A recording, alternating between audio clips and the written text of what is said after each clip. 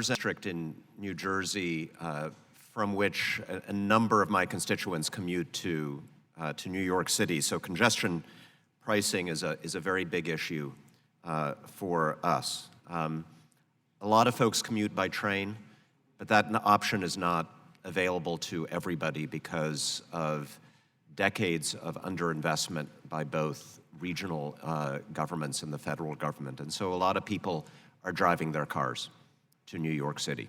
And they're worried about New York City's proposed congestion pricing plan.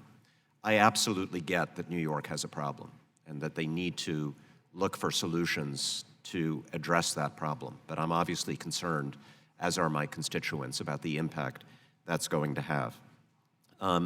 So let me start with questions to some of the local officials who've been through this, maybe Mr. Brower, Ms. Chang, Mayor Gilbert.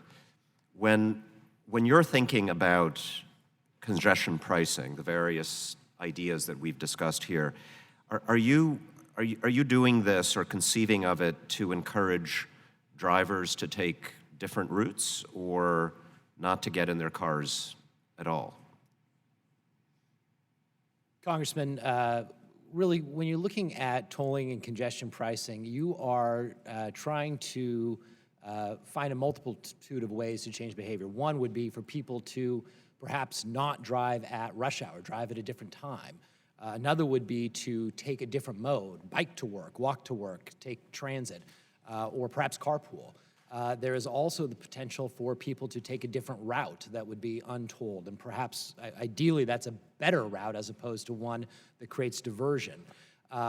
So in reality, it is really all of the above, multiple options for people to find different ways to not use those extremely congested routes, and then ideally improve the transportation system as a whole for all people. Right. We in the Portland metro region have a great transit system for a city of its size. About 45% of commute trips into the central business district are by transit, and we hope that the I-5 proposal that we are moving forward would help provide an additional incentive for people to use transit to get into the central business district.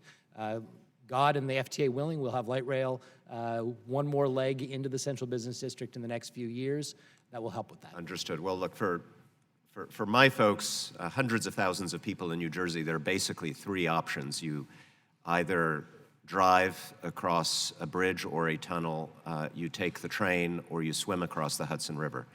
So not a lot of options there. And so that leads to my next question. If public transit is the option, which in many cases really will be the only option, and we do go towards congestion pricing, shouldn't some of those revenues be used to support expansion of public transit?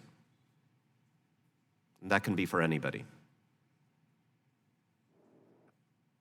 Yes. Thank you. Does anyone disagree? And I think, Mr. Scribner, you noted the New York I have a yes, but. I'll take the yes part of that, at least. Okay. Yeah. And for me, this gets back ultimately